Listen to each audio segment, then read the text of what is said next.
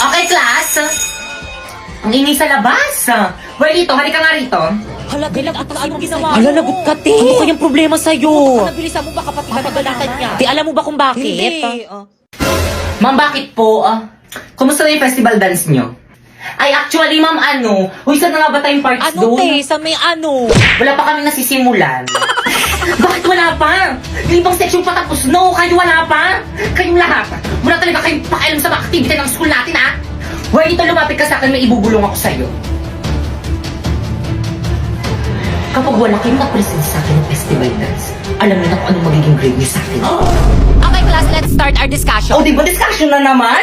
Ma'am, kaya sila nakakapag-practice kasi binibigyan sila ng time ng mga teacher nila para mag-practice. Ikaw, puro ka discussion. Hindi mo naman kasi kami puro ka para mag-practice. Pagod naman kami. Ay, sige, class, mag-practice na lang kayo sa labas. Sige. Let's go, guys.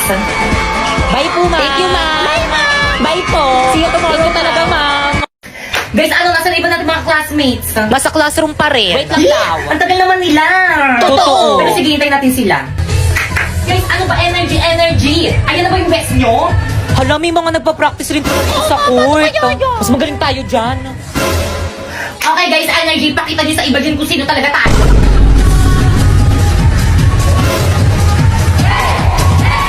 Te, ang galing nila. Mas makasabay tayo sa kanila. Tingnan natin kung sino yung pinakamagaling. Nasa na ba yung speaker natin? Walang nakapagdala. Ano? Di ba, hiramin na lang natin yung speaker ng school. Guys, ready? Ipi-play ko na yung music natin.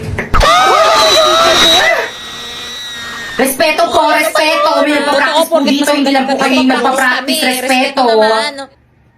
Okay, proceed. Energy. Guys, ready.